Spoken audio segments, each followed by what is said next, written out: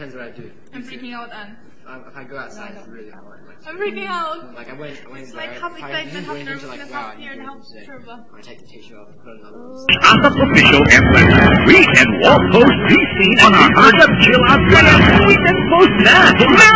Design celebrations finally na balikan. Jerry Valenciano and John Walker. May PCB champion ng Clash of 2010. Makikita sina Miss Gretchen and Mr. Agabula here on ASAP XD.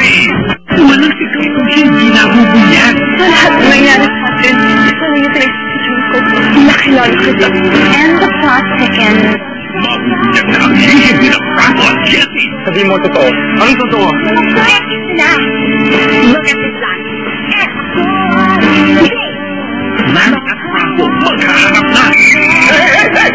Hey! Your song presents Giving 2010 after ASAP XD.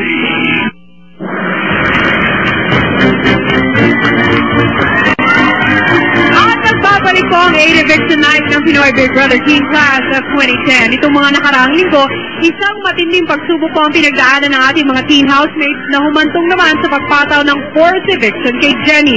Para sa buong detalye ng kaganapan na yan, panoorin niyong lahat. Sa pananatili sa loob ng bahay ni Kuya, isa sa mga dapat pinakatatandaan ng lahat ng housemates ay ang pagsunod sa lahat ng mga alituntuning nakasaad sa rule book.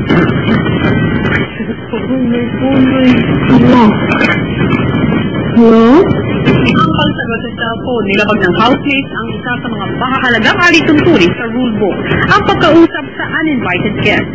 It is possible that people try to reach the house unannounced. Communicating with these people is considered a violation.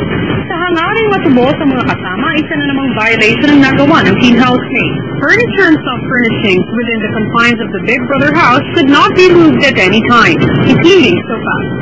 Dahil sa mga paglabag na ginawa ng teen housemates, isang kaparusahan ang naghihintay sa kanila.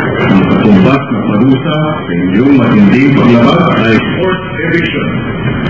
Mayroon lamang kayong 30 minutes para pindutin ang bago. Uy! Jenny, I don't know sa inyo. God!